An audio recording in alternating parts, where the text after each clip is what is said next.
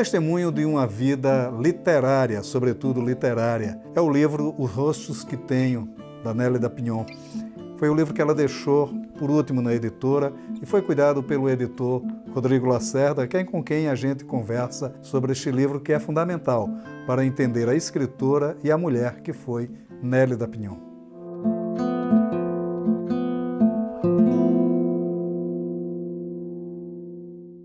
Rodrigo, vamos lá falar sobre a nossa querida amiga Nélida Pinhon, que deixou um testamento, né, literário no livro que você editou, Os Rostos que Tenho. Esse título, inclusive, é maravilhoso, né?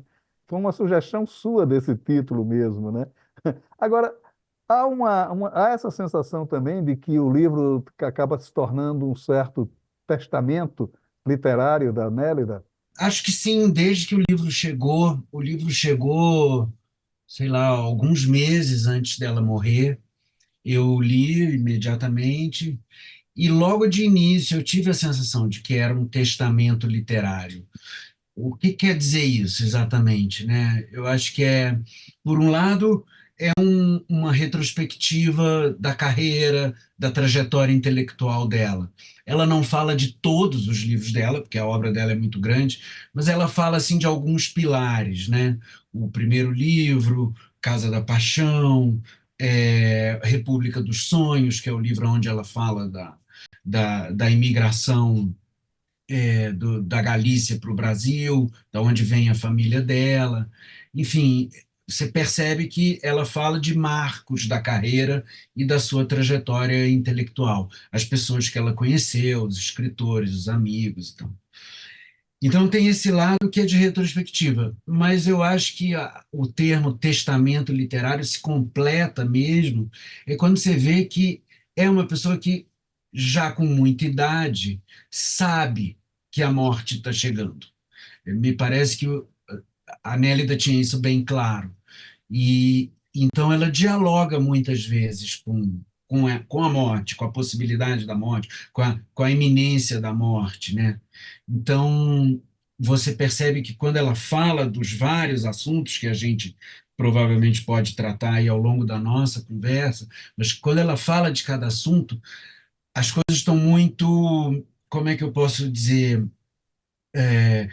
sabe, depositadas, a poeira se depositou, então tá uma coisa cristalina, assim, do que importa em cada coisa.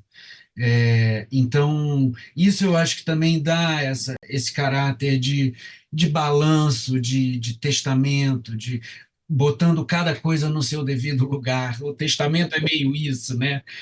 Lembrou muito a consoada Do de Manuel Manuel Bandeira. Bandeira, né? Exatamente. Contra ela é Lavrado Campo, né? A mesa posta, cada coisa em Coisa em seu seu lugar. lugar. É exatamente isso. E você percebe que o livro é meio um jeito de lidar com essa finitude que se aproxima de uma maneira concreta, né? E não abstrata como a gente vive todo dia, mas no É. caso ali já era uma coisa concreta. Mas a Nélida me disse uma vez uma coisa interessante, a gente falando sobre o João Cabral de Melo Neto, que era muito inconformado com a questão da cegueira, né? Aham. E ela, que também teve um princípio de cegueira no final da vida, né? E ela dizia que ela estava resignada com isso. Não estava conformada, mas estava resignada, até pelo tanto que ela já tinha vivido, né? Pelo tanto que ela já tinha aprendido na vida, né? Lendo o livro, eu lembrei muito dessa história, porque o livro é isso, né? Não há uma conformação, mas há uma resignação. Você também sentiu um pouco isso? Ela se sentia uma mulher completa. Eu acho que sim. Vamos ver se eu consigo botar em outras palavras o que você já explicou tão bem, mas, digamos assim, expressar do meu jeito. Me parece que tem uma coisa de, apesar dessa iminência da finitude, é, não tem revolta no livro. Não é uma pessoa que está se debatendo contra o próprio fim. Nesse sentido, tem essa resignação, né? Tem uma aceitação. Eu prefiro a palavra aceitação agora, pensando bem, porque a Uhum. resignação pode ter um tom assim de uma derrota. E a Nélida não era uma derrotada na vida, pelo contrário, né? Ela era uma mega vitoriosa. Assim, como escritora, ela teve todas as glórias que um escritor pode querer. Reconhecimento no Brasil, reconhecimento internacional, muitos prêmios, enfim, as melhores editoras no mundo todo publicaram a obra dela. Quer dizer, ela era uma pessoa vitoriosa. Então não é resignação, é aceitação, mas é mais, digo que é mais fruto, é mais aceitação do que resignação, porque é mais fruto da sabedoria do que da fraqueza, né? Então, a resignação viria da fraqueza e a aceitação vem da sabedoria, de alguém que chegou num plano da vida que está lidando com coisas das quais nós fugimos ao longo da nossa vida, né? Tentando evitar qualquer decadência física, tentando evitar qualquer proximidade com a morte, com a ideia da morte e tal. E uma pessoa que já está colocada ali naquela situação e que aceita isso e usa a sua arte, né? No caso, o livro, os rostos que tenho, para pontuar certas coisas. É aquela coisa assim, você marca a posição sobre esse assunto para poder ir adiante, entendeu? Você não marca para ficar segurando a posição, você marca para poder seguir. É É. diferente, né? Então, eu acho que o testamento literário é um pouco por isso, porque ela disse o que ela tinha a dizer para poder seguir, e não para se prender e se agarrar teimosamente, infantilmente à vida. Uma outra coisa que me chamou muito a atenção no livro foi a importância dela como escritora. O balanço que ela faz da própria obra, ah, a coloca naquela posição de uma autora de dois mundos, né? Porque é o mundo ibérico que ela traz e o mundo mais que brasileiro, o mundo carioca mesmo e tal, né? E a junção dessas duas linguagens trazendo uma certa universalidade. Quando você pega um romance como, por exemplo, o Vozes do Deserto, você vê que é a mesma reconstituição de uma personagem árabe, né? Uhum, Ela tem um certo feitio ibérico, né? uhum. É interessante como ela faz essa leitura do mundo a partir dessas duas visões. Você sentiu também um pouco isso? Como é que você vê a importância da obra da Nélida a partir desse livro? Olha, eu acho que ela, até nos rostos que tenho, há uma passagem em que ela explicita isso, quer dizer, que o fato dela ter nascido no Brasil, mas de uma família imigrante que falava outra língua e cujas referências culturais eram diferentes de brasileiros em geral, ou não necessariamente idênticas, pelo menos, né? Que isso, de certa forma, determinou que, para ela, a escrita e o mundo da literatura e a cultura em geral já nascesse com um viés universalizante, né?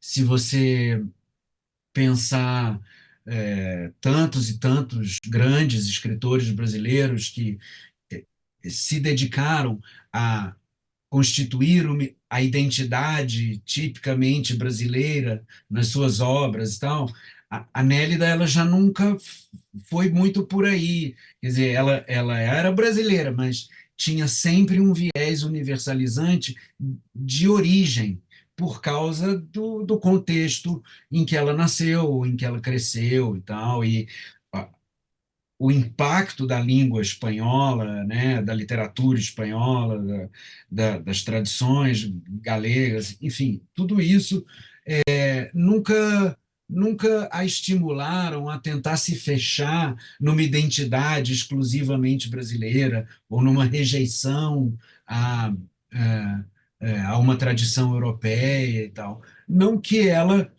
por isso, se fechasse a outras tradições.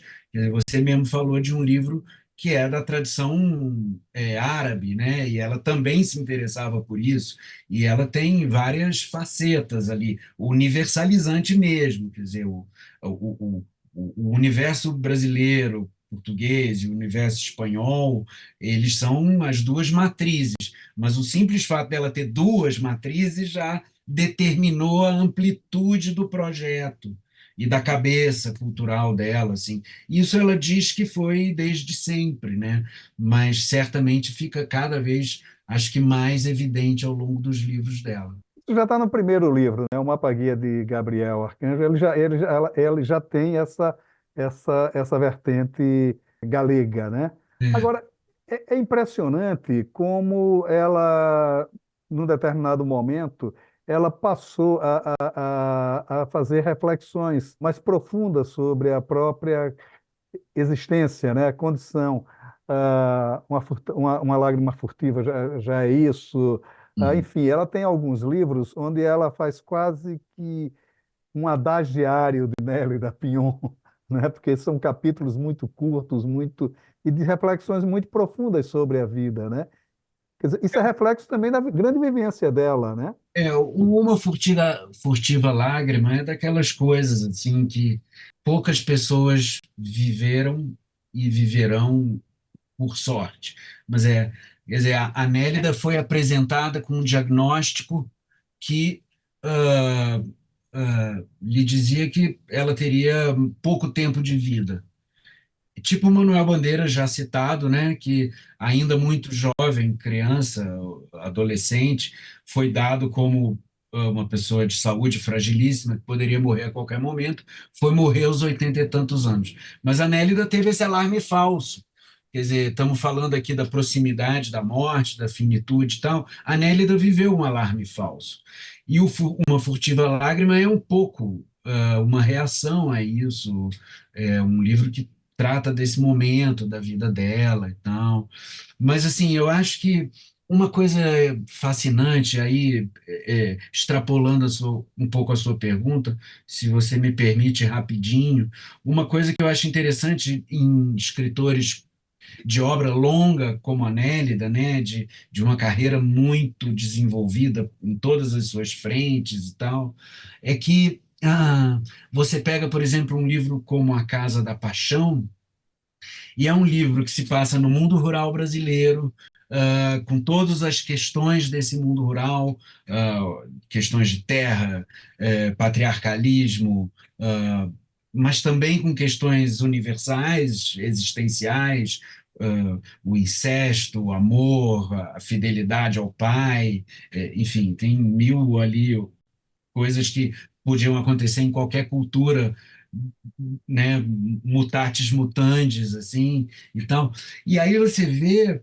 quer dizer, que essa Nélida que a gente está falando, do fim, das grandes reflexões profundas, dos sobrevoos, das retrospectivas, da coisa já decantada e tal, mas na obra longa, você volta para trás e você pega a pessoa no auge das suas energias criativas, sensuais, telúricas. Então, isso é que é bonito numa escritora como ela, né? Você pega a Casa da Paixão, você pega os rostos que tenho, são dois pontos muito distantes na obra, mas que é o conjunto que te dá a imagem verdadeira da escritora, né?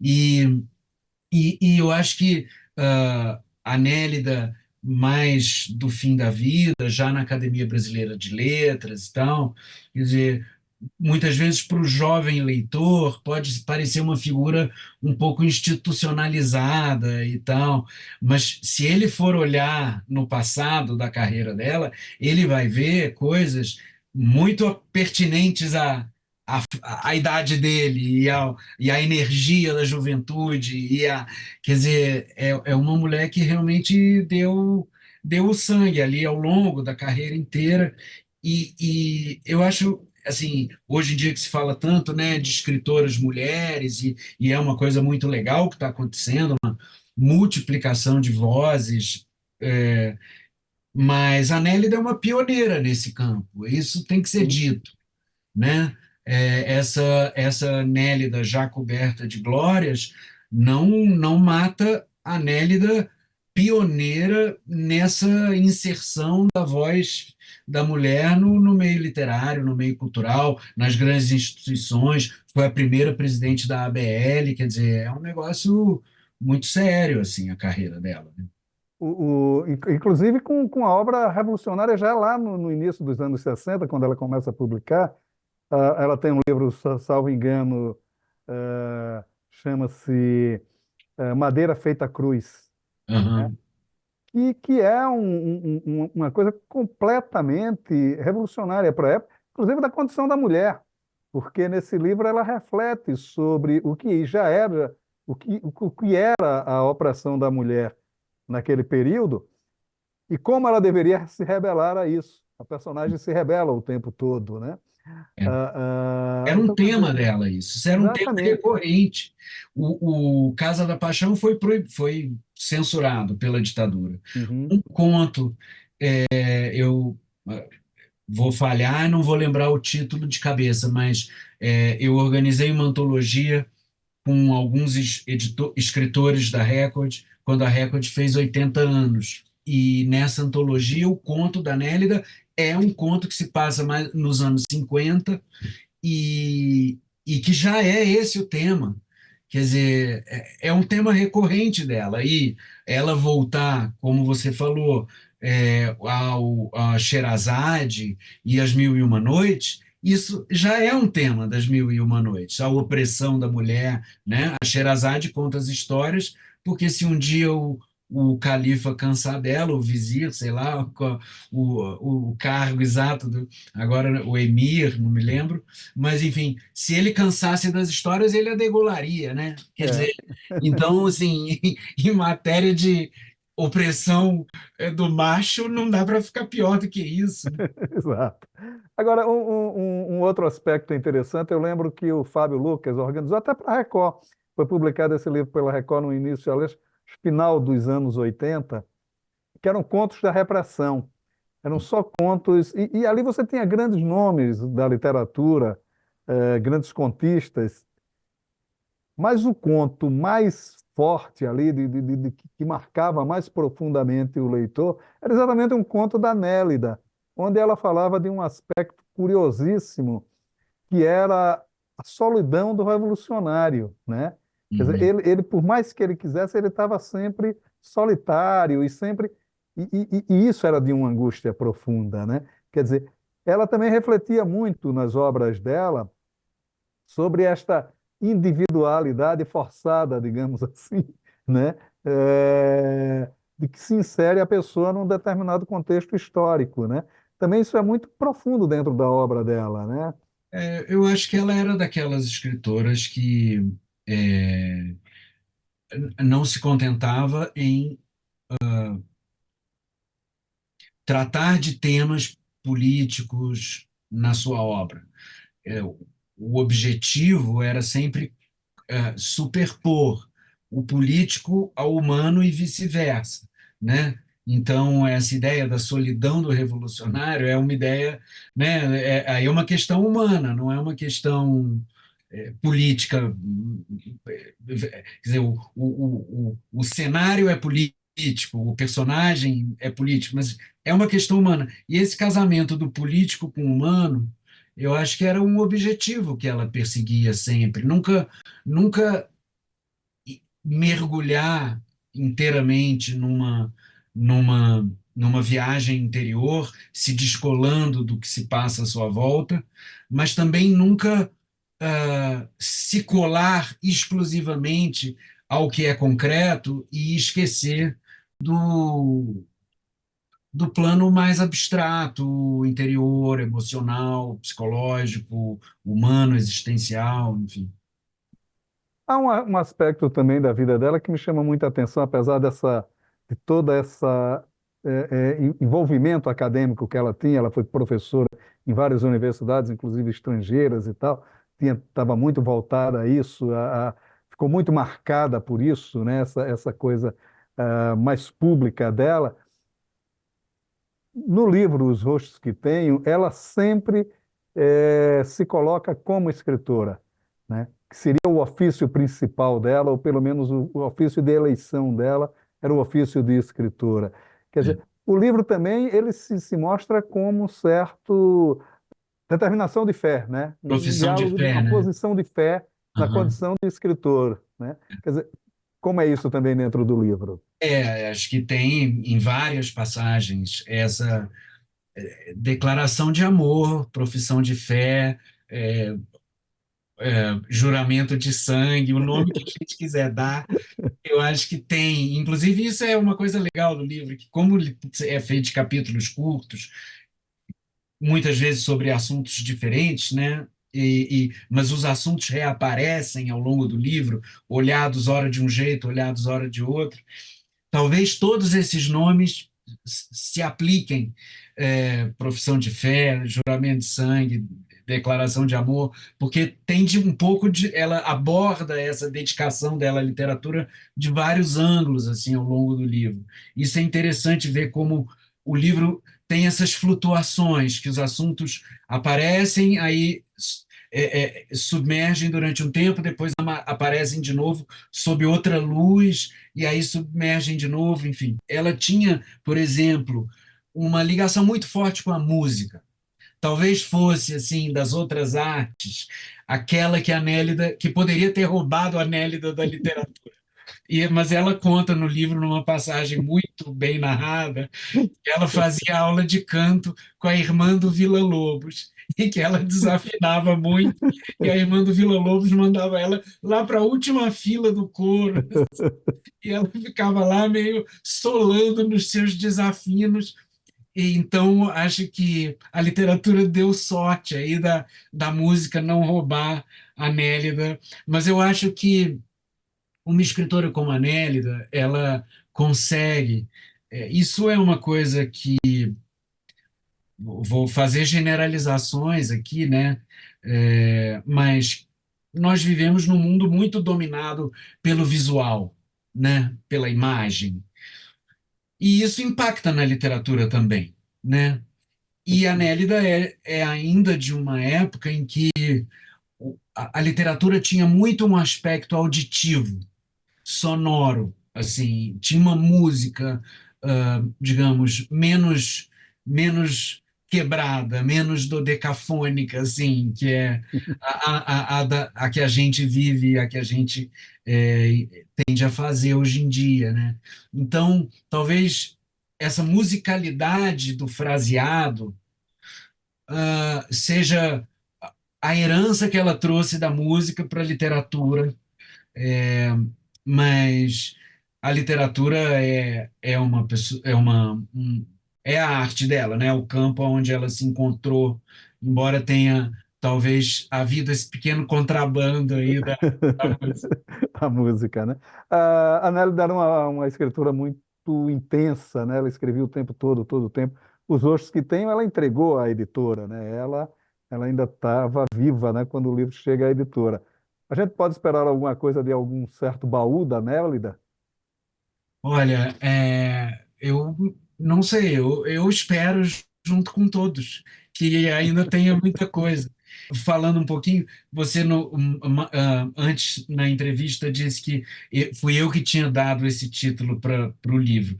Na verdade, assim, o livro quando chegou tinha o título de Andanças de Nélida. E eu achei o título fraco para o livro que eu estava lendo.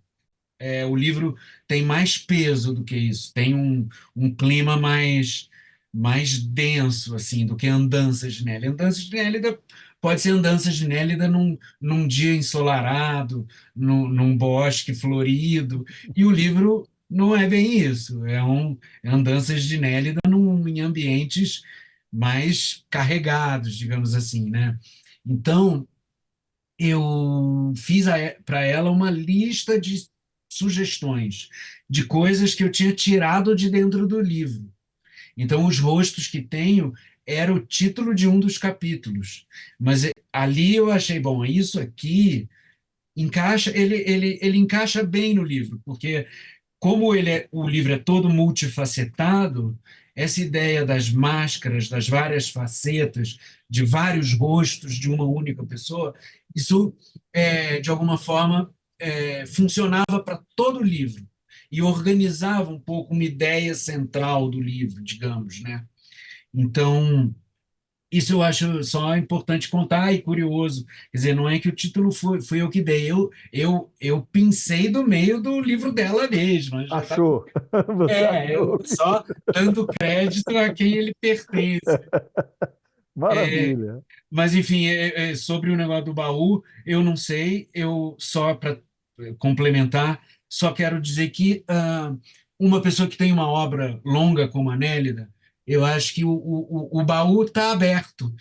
Tem muita coisa lá para a gente resgatar, para a gente retrabalhar, reapresentar ao público com novas edições. Esse Casa da Paixão, que eu estou citando aqui recorrentemente, é porque foi um livro que me surpreendeu, aproximou a Nélida do Raduan Nassar na minha cabeça, do Lavoura Arcaica, entendeu?